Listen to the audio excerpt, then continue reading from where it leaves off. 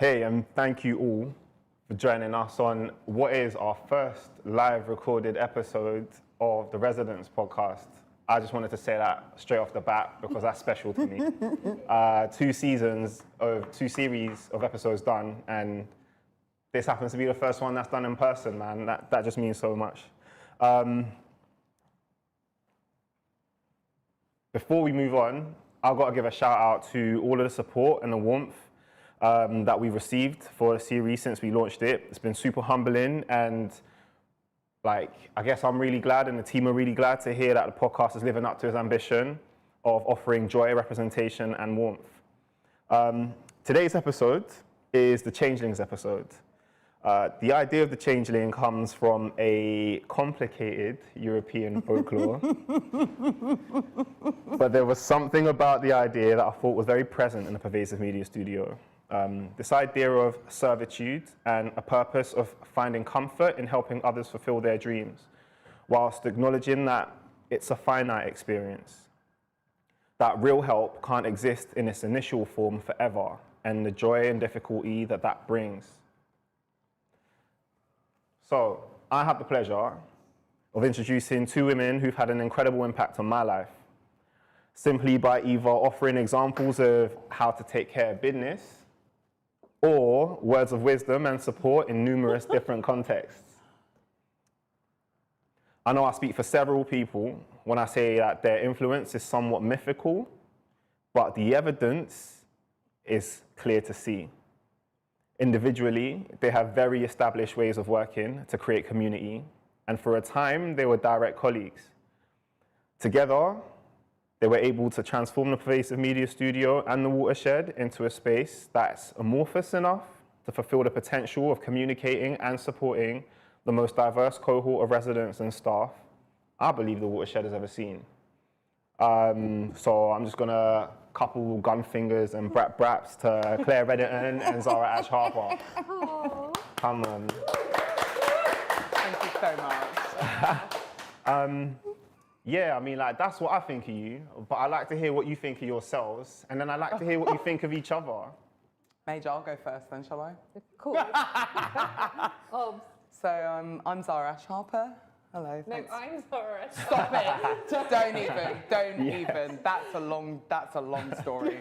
But I am Zahra Harper.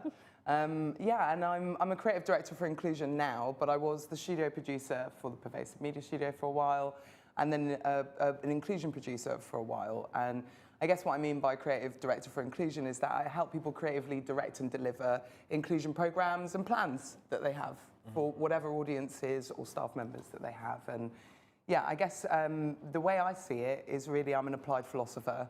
Like, I try to bring into being how people can experience the world well as a philosophy into life. Like, that's what I try and do. So people are my data, and hosting is my art form. I love people a lot, find people really exciting and playful and good, largely really, really good. And being at the studio, I think, really forged me from being a producer and not a practically good producer. It's true. But a well-intentioned one. Yeah. Into a better producer, but actually a better creative, I think, is what it was. And I think a better person, largely. So that's me. Yeah. Okay, thank you for that, Zahra. Thank Claire, you. I'm going to ask you to translate what Zahra just said. What does Zahra actually mean? So I think I will talk about how I experienced Zahra, and I experienced somebody, I was thinking lols, because love is something that I experienced from Zahra, like a total vessel of love and learning and laughter are the things that I think. And Zahra is very generous.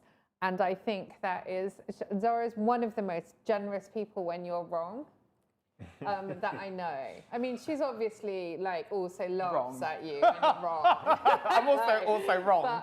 But I feel like I've been wrong with Zahra loads of times, and it's always been a point of learning, and it's always been a point of growing, and that is something that she manages to do way beyond my own capacities and capabilities for the generosity of learning. So that's the main thing. And she said, but also, everyone, She's wearing 2 watches and she's never on time. And neither of them work, and they never have. And so I feel like that is also a thing. And I mean, like, Zahra is a great friend of mine, and that is something that Watershed does when you work with people. You create friendships.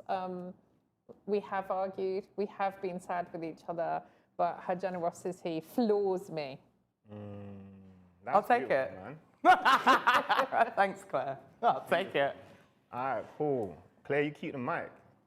Tell our listeners and our audience a little about yourself. So, oh God, I'm the CEO of Watershed. So that means I look after Watershed as my day job. I was part of the team that founded the studio. So I was working here 14 years ago when we thought about how do we create a space that that holds people outside of projects, so that we don't like run out of money and everyone has to go somewhere else. So I had the absolute joy and privilege of being part of the founding team and looking after it. And I don't do that anymore. I've graduated to worrying about toilets and to thinking about other things. And in the bar earlier, when we were discussing this, I described myself as the grand old dame of the Pervasive Media Studio, which I'm properly leaning into, and I like what that offers. Aye, sweet. Zahra, what did Claire mean to say? I think Claire is like Inspector Gadget in full service. You know, and every other piece of media that's ever been made with the word inspector in it, you know, and inspector calls, you know what I mean? Like, a lot of them. Like, she's really somebody who notices, like, a crazy amount of detail about people. And she remembers things in a way that's really flawless. And so when she puts something together, somehow it includes the parts of yourself that sometimes you want to ignore. And I think that that's what makes the studio such a beautiful place. Like, you know, when she talks about 14 years ago, she wanted to make a place that houses a lot of different kinds of people. Like, it's just, it's quite immeasurable, the amount of people that have been through these doors, and who knows her and who she knows and who she's really worked hard for. And I think these days, the concepts of service and duty, like, if you haven't earned grand old dame by now, I'm awarding it to myself. And that absolutely is appropriate, in my opinion. Like, I heard it for the first time today, and it made me feel very, very much like that's appropriate. Yeah. So yeah, I think what she says about herself, largely, I think that's the way I'd define her. But I'd also just add inspector calls on top of that. Yes. Yeah. That was beautiful, man.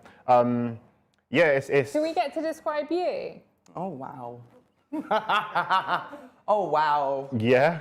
Yeah. Because I think we both had a moment of like utter love for you earlier. Like we both talked about how you put people at ease in a way that is very different to anyone else, and that you talked about stories, Zahra. Yeah. So I was saying that it's a weird day for me because it's like time travel in this space. Like, I haven't been here for a while, and it's lovely to be back. But Will and I met just behind that wall for the first time ever, and Claire and I met for the first time in this building. A lot of us, we've met here for the first time in this building, and it's really nice to be back here. But when I met Will, he brought me an idea called Two Tone, which was like a multimedia kind of zine platform that was really philosophical, and it was about bringing two disparate parts together. And I talked to him about dilemma theory, and we talked about Dionysian theory, and I said, you're a philosopher and you're a communicator, and you hold like what people want to say, the stories that people want to offer in the world really beautifully. So it's just a lovely moment to be back here with Claire, who is my mentor. She line managed me and is my friend, but has always told me, like, Zahra, like this and not that, which very few people get to say to me. And it's just like, I'm his mentor. And so to be here with like our mother, to be here with my son, it's like a magic moment for me. Like, it's really special. And for that to all have been contained within this building is really lovely. And for us to be lit so bloody well. I know, right? Our blackness. I know, right? Ow. The colours be So popping. thank you for inviting us here, Will. Really appreciate it. Oh, thank you. Honestly. Also, you in the bar earlier, you were like two-tone. Yes. We are I did say that. personified. Personified. Will's two-tone vision. Yeah, man, it's all of the worlds coming together. That's right. Right now. That's right. Yeah, I appreciate that. That was a curveball, but a pleasant one. Sorry. No, not at all. Not at all. That's Don't be sorry. equity. Yeah, true. That's truth. That's truth. People will do what they want every single time. Do you know what? It's like, it's real beautiful. I got really excited about this episode. Like, firstly, when shout outs Joe Kimber, but when we was designing the podcast, like this idea of like the service, but through creative means, like through, I guess, like the thing about the Pervasive Media Studio is the creative tech. It's such an anchor for the work that's developed here, but then it's like creative means of practice, right? And everybody has really intuitive ways about going about their work. And sort of to cotton on to that story of like origin stories, like the first time of like coming here and starting to understand what the Pervasive Media Studio was or is, I didn't realize, I didn't quite understand like just how much space there was in this room. Like, and I guess the opportunity for, I'm gonna call it stretch, right? Like to like learn yourself. And I love what you said about the way Claire goes about her work, and that even the parts of yourself you want to ignore. I think that's a really beautiful way to describe someone's like ability to get the best out of someone. But I guess I'm interested, like Zahra, you spoke a little bit about what the Pervasive Media Studio did for you in terms of your practice, and Claire, I was just wondering, having been there at the beginning, the outset, sort of what your journey in here has like done for you in the way you go about grand old daming. Well, partly I think the studio was a result of my own loneliness in the sector. Like that there was a need to, I felt a very visceral need to bring people together because those of us who were working in creative technology and arts practice 14 years ago were a sort of rude word in Arts Council funding. Like, they told us it was too commercial to work in technology. We weren't allowed to do it. And so there was a real need for not only sort of community, but also shortcutting practice. Like, it was inefficient. We were all really spread apart. Nobody was able to really codify and share their practice. The critical mass wasn't there. And the studio wasn't my idea, but the idea was the Pervasive Media Studio at college. And I was like, we're allowed one swear, right? And I was like, bullshit, this isn't an academic thing. This is a studio. It's a place of making. And it's a place of where making and thinking about work go together, and where that is all shared and open and generous. So we set out to like steal the best of other people's ideas from around the world. Like, always fully credited, so perhaps not steal. We set out like tiny bees to pollinate our work with other people's practice. And what it meant for me was community, like everyone else. Yeah. Like, although maybe I have held this community at different times, I needed it. I needed to, I'm not an artist, but I rely on the energy of artists to make my value in the world happen. Like, that's what makes me excited. And so it was necessary for me. Now I don't get to produce the studio. I get to produce Watershed. It's equally, so Watershed is the sort of institution that sits around the studio. It's equally close to my heart, but I miss the chaos of the studio and the possibility of the studio. And we talked a little bit, if I say that about the studio itself being a changeling, is that going to steal you? But anyway, Zahra said the studio itself is a changeling, and that's how I've always felt. We set the studio up to be a research lab, not only into creative technology, but also what should an institution be like and behave like.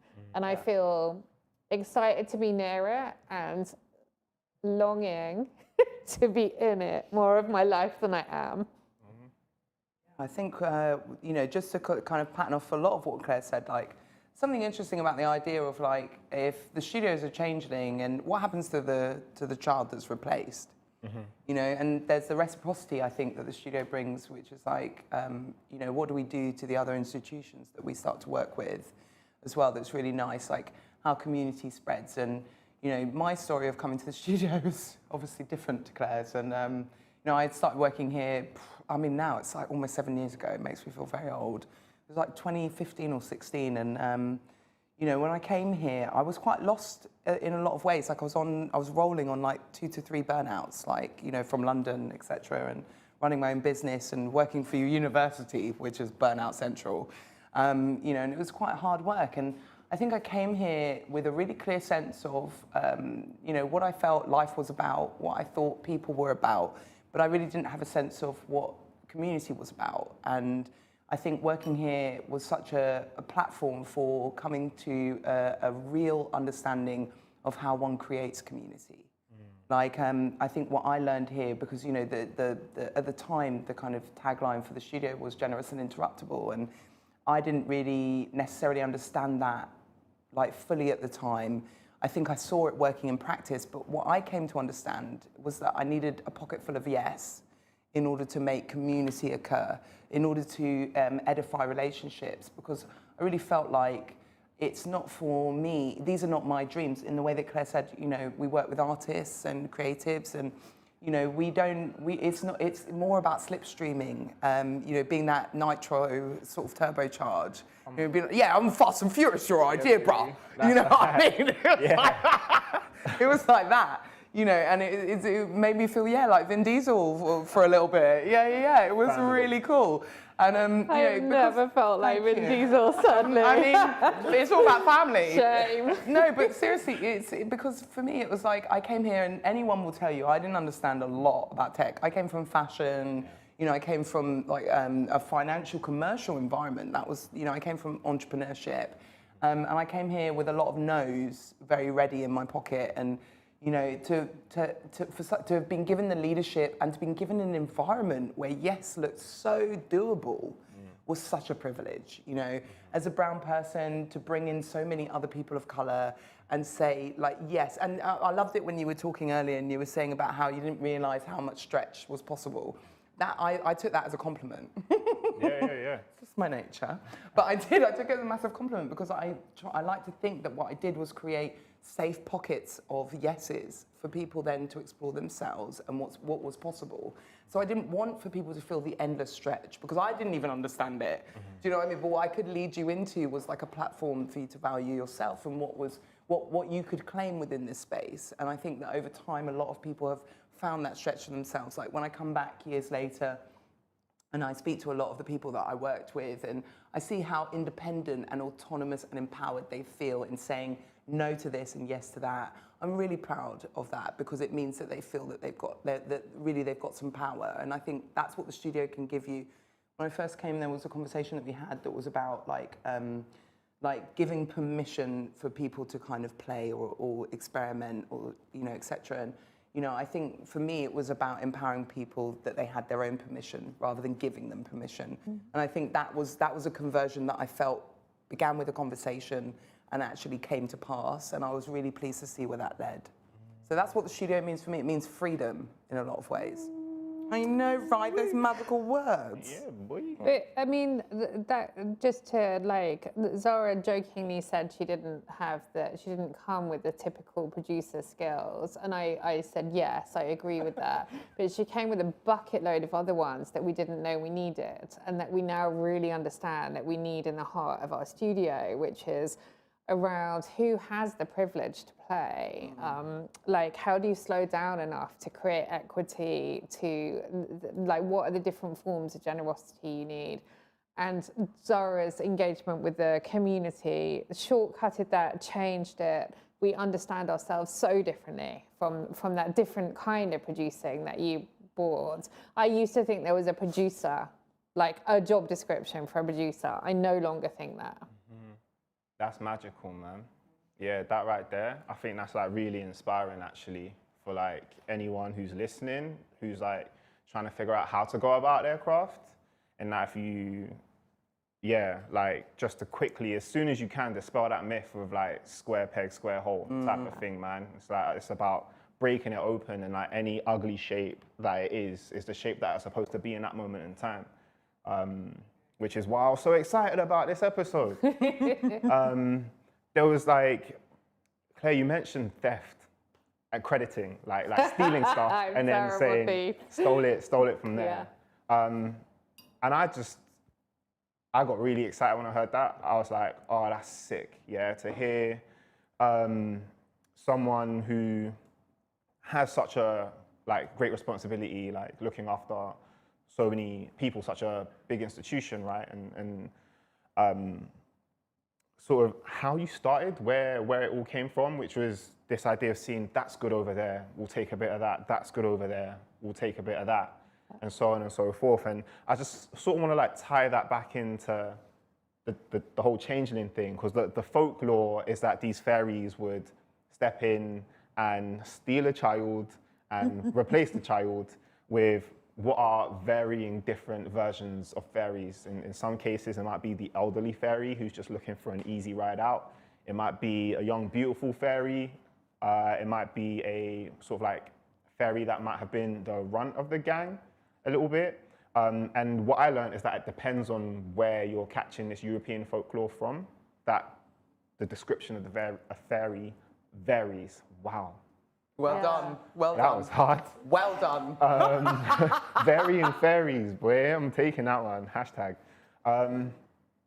But there's something about the risk in that, actually, that I find really interesting. Is that sort of like that front line of all of the work that you do, in that you have to be really, as I understand it, really responsive, as opposed to reactive. And there's a thrill in that, but it's like awfully challenging as well.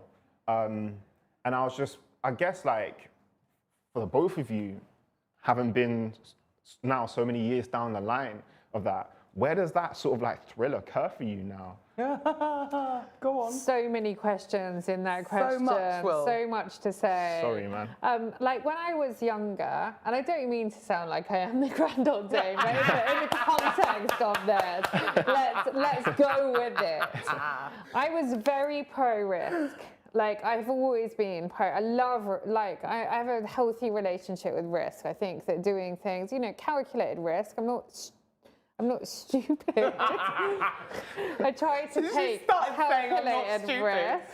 I mean, maybe I take calculated, responsible-ish risks, but I like risk. But I was also the changeling. Personally, I was the changeling in the Watershed story. Like, not everyone in Watershed loved that I brought creative technology to Watershed, which was a cinema. And that was a source of some issues, like, where is our money going now? Like, is this the new shiny thing over there? Like, what's happening? And so I understand the role of being a changeling, and I understand how the ugly child can blossom into something that's a truly an important part of stuff. And I feel like we have pushed this work up the hill. But risk is, and so early on, I didn't feel any of that stuff. But I would say that COVID has, I'm allowed one, fucked me. Like, I feel that the risk is heavy on me. Like, I hold the risk. I hope that it hasn't changed my want to learn. But there's been some pretty dark times in carrying an organization that likes risk personally through, and community. Like, I think when you engage with community, for all of our producers, not just me, everyone who works at Watershed, when you're trying to hold a community and everyone is going through a set of interlocking crises, you really feel it. And so I guess there's a thing to be said about stepping back and out of it sometimes, and like changing who's holding that and looking after yourself in the process.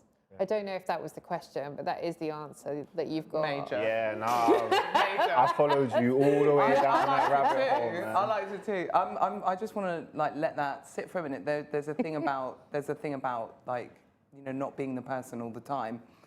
So Zahra and I did a process called Equitable Futures, and I haven't really talked about this, but in terms of a community, like, I didn't behave brilliantly during the Equitable Futures program, because what I realized is it's very hard to hold a community together at the same time as you're trying to rip it apart. Correct. And so those are some of the like interesting tensions. And for the first time, that was the time, and it was during COVID, it was post Black Lives Matter. It was thinking about how do you really hold inclusion at the heart of a community, where I personally ripped myself apart like many people did.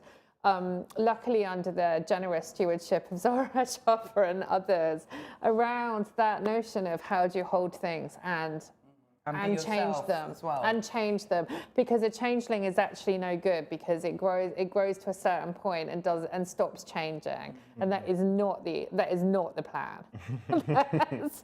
I think I want to talk a bit about like risk in the future, because for me the thing about risk is that it anticipates future.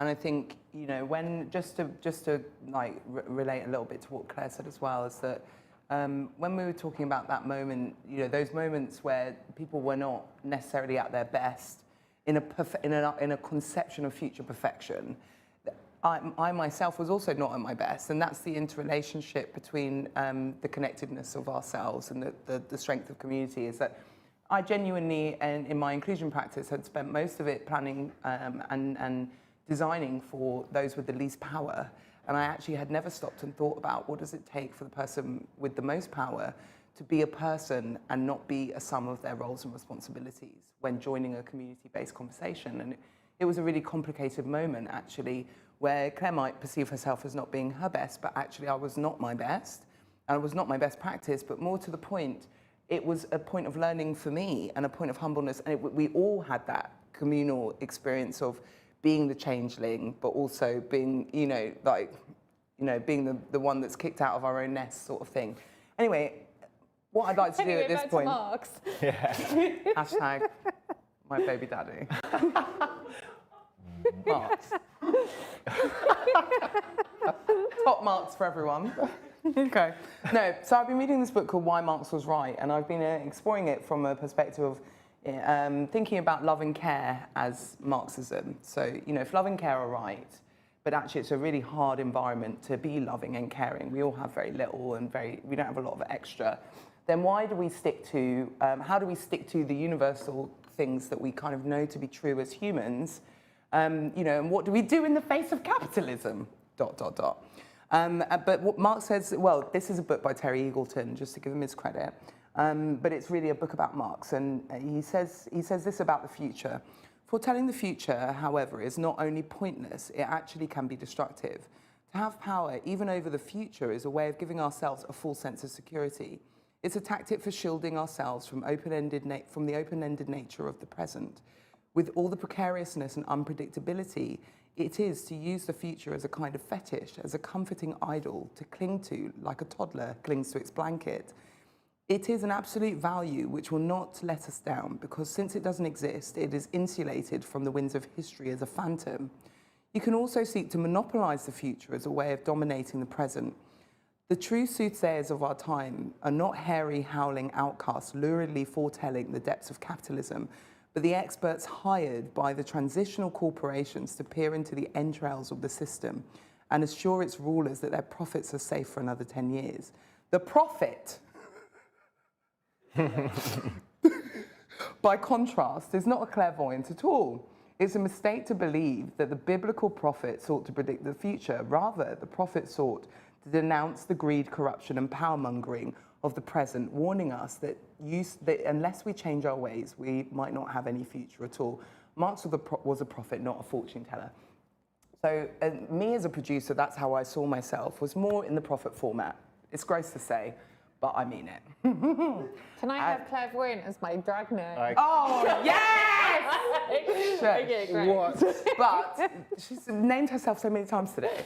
But the point that I'm making is that, like, as a person who is leading an organisation and horizon scanning, there's a lot of risk. As a person who is on the ground, kind of producing inclusion into this space, because really I was hired here with an inclusion remit definitively as part of my role as a studio producer. And when I came here, it was very much a question of just saying, I don't know what is going to be the outcome, and making people feel safe in that uncertainty, and actually just being prophetic and saying, I believe we're good, I believe people are good, I believe we can believe in certain tenets, and when we see them, we should adhere to those things as valuable. And those things will flower. And I think even I've been gone from the studio, I think like 2.5, 3 years now. It's been a while. But I still hear stories about the studio that feel like the essence of what it was that we created together and the meaning of the studio in a way that I felt attached to. And I think for me, that's what makes it not risky at all. Like, there's no risk in people, because people take a long time to become themselves and know themselves. But fundamentally, like, when you really get down to the crux of it all, like, most people can't sleep at night if they're not being decent.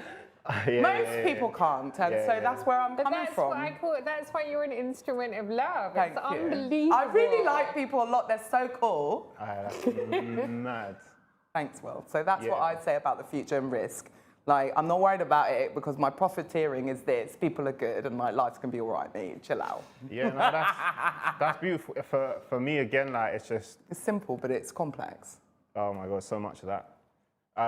As well. But yeah, for me, one of the beautiful things about listening to the two of you talk, and the passion actually that's really clear in both of you is, how all of that is evident in the people. Yeah. Right? And it's not sort of like beholden to this physical space. You got residents all over the world, but there's something that's like quite tangible and identifiable about them, and like magical when everybody comes together.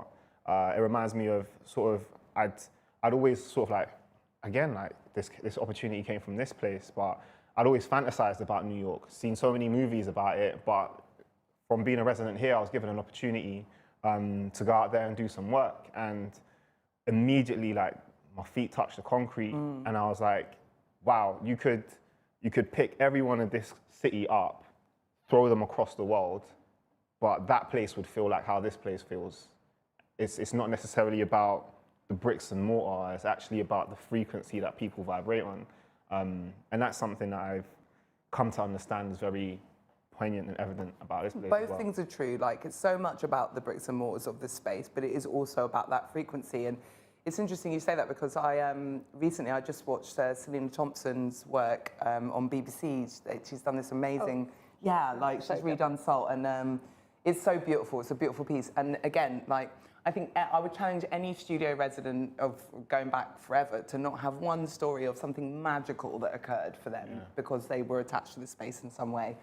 And, you know, I've got my own, and it's weird because I worked here, but I've also got my own sort of version of that story. But when I saw Selena's work again, the only reason I knew Selena was because Claire introduced me to her. And I went and saw her work, and me and Selena kind of connected. And I went and saw her work in the Royal Festival Hall in London as you know, a sort of, you know, sentinel from the studio, and I wrote a piece of work about seeing her work. Like, after I saw her, I wrote something, and then I was watching it with my mum because I've been like, you know, me and Judith Harper have been connecting. And so, like, I was like working with Mum. I was like, Mum, watch this bit of work. She was like, oh, it's a black woman. Yes, I'll watch that. And so, like, Mum was watching that, and I was giving her a massage and whatnot. And then afterwards, while we were watching, I was like, actually, Mum, I'd written a piece of work about this. So I read it to her. And, like, that, me and my mum had a really intimate, connected, you know, moment around a resident. You know, she doesn't understand what I've done here or who I am. But in that moment, it like translated something. And I think that's the loveliness of the studio as a vibration, but also as a physical place. Like, brings people together in a moment, but that moment carries on temporally through time in such a wicked way. Like, I really enjoy that about it.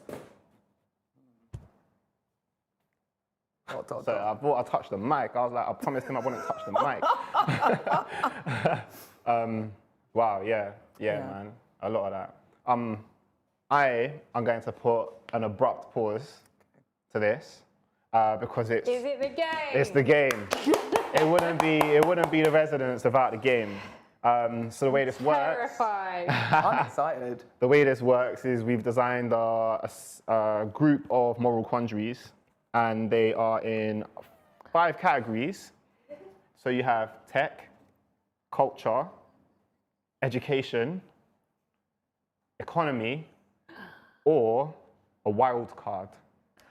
Can we just say how beautifully branded they are? I feel like your production levels Very are strong. extremely high here. It wasn't just my work. No. Shout outs to Jazz Thompson Yeah. for beautiful imagery and Joe Hill for the music. And happy birthday to Adiba Iqbal. Happy birthday to Adiba Iqbal.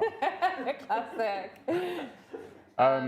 Go on So, then, yeah. Zahra, you get the first choice for sure. I'm not gonna go, I'm just gonna, oh no, just give me that wild card, innit? You want a wild card? All right, let's go, baby. If I can get my shit together. That's your one gone. Yes, I know. Oh, I haven't said any of mine yet. All right, cool. Wild card.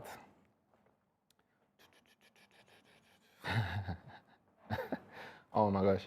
Would you rather no one believed the word you said, Crazy. or everyone could read your mind? Oh. Ridiculous.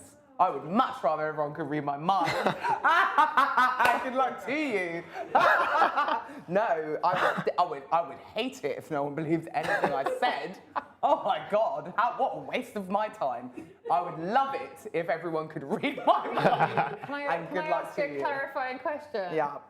Do you feel like you have a good filter? Yes, excellent. I really do. No, I really do. Like, the problem is if people could read my actual mind, then basically they would know what I'm saying. Yeah. What I'm doing is a kindness. My filter is so proficient because I'm a kind person. And quite frankly, everybody in their own time. Yeah. But if I didn't have to worry about anything, if this is an ethical quandary, yeah, the ethical quandary for me in the context of this question is: are you ready? I'm Full mad. stop. Full stop. I am mad. Yeah. So that's my answer. Yeah, I'd much rather. Do you see what I mean by like the questions become full questions once they're answered? Yeah, yeah, yeah. Like I Absolutely. didn't. Yeah, absolutely. Read my mind, bro. Do you know? I really like that's such a great way to approach that question, man. Because Yeah. it's that thing of like people. It always used to happen with my parents. Like, what you thinking about, and it'd just be like nothing, and it's like, Oh no, never. That's never my answer. I think so I'm the opposite because I don't have a filter nor any depth. Like literally everything plays out at the front of what I do, and also I make meaning with other people. Like I often don't know what I think until I'm in conversation with others, and so I actually don't care if people can read what I'm saying because like it feels like that's what happens anyway. Yeah, that's so true. like. We are two-tone in that way. hey, come But on. I guess I would just also say this. So I just watched that thing. It's called like, I don't know, like my name's Dumbledore and I live in Gryffindor. It's like there's a lot of wild beasts Harry involved. Potter? It's the new Harry Potter, Okay. whatever. Right? And there's like this, you know, do you know what I mean? Hey, that's jokes. Mate, whatever. I was like, I'm watching this. And then We're not a J.K. Rowling friendly organisation. whatever. And this movie was not friendly, but like I was watching it and like there's this whole thing about like, you know, being able to read people's minds or whatever.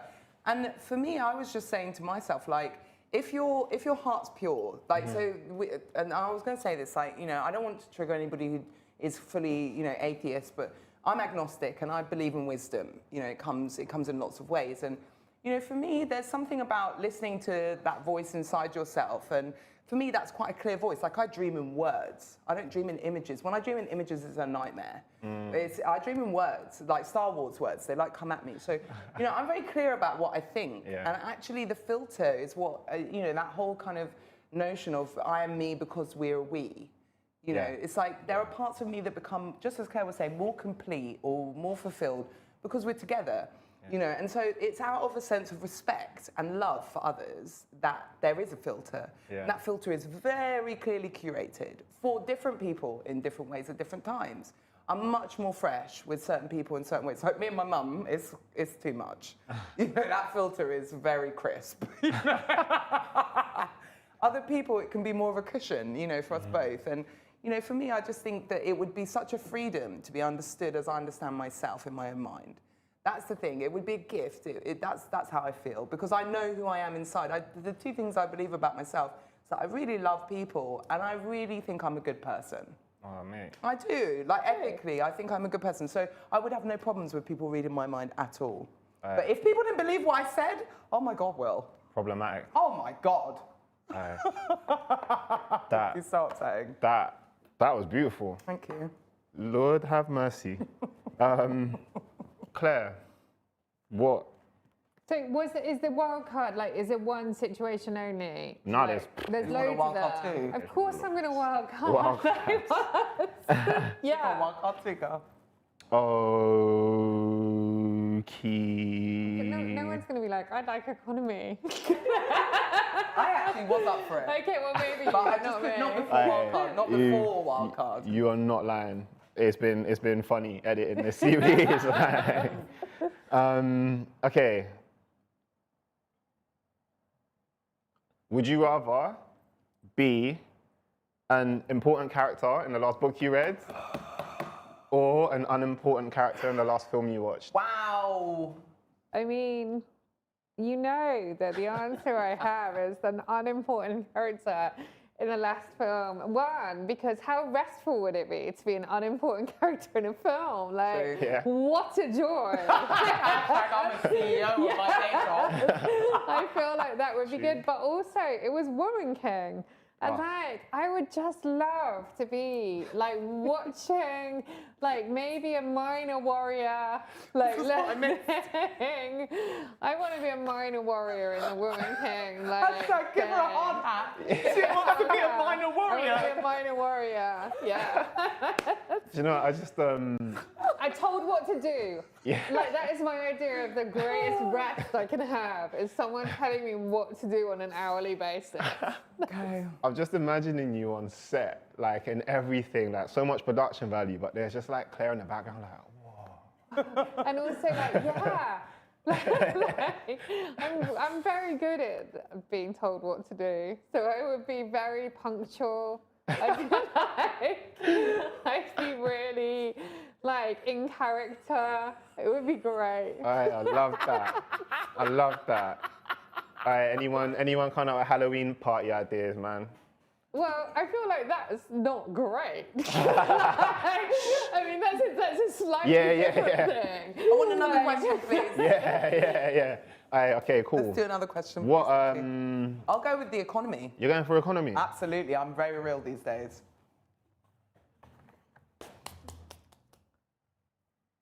Oh, that just reminds me of the trickle down. No one wants trickle down Yeah. economics. It doesn't exist. Okay. Yeah. Oh no, but there's no. Carry on and ask your question. No, I just got really excited about this one, but you answered it in your last answer. Come on, ask me the other one. All about Or money, what- money. There was another category I was interested in. Do you want to read me the categories again?